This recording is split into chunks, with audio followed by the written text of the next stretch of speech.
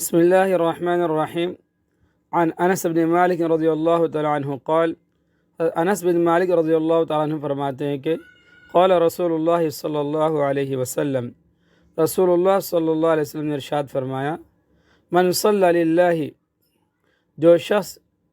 اخلاص سے نماز پڑھتا ہے، للہ اللہ کے لیے اخلاص کے ساتھ نماز پڑھتا ہے،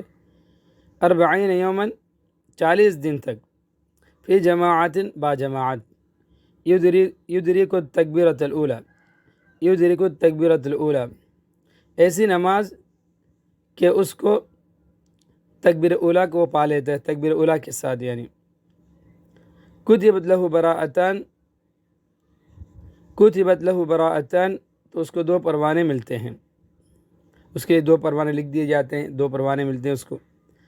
براءۃ من النار، ایک پروانہ جہنم سے بری ہونے کا، براءۃ من النار، ایک پروانہ جہنم سے بری ہونے کا،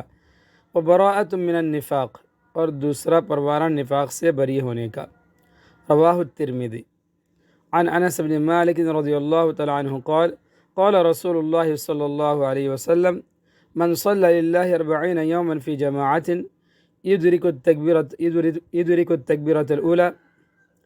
کتبت لہ براءتان، براءۃ من النار و براءۃ من النفاق۔ رواہ الترمذی۔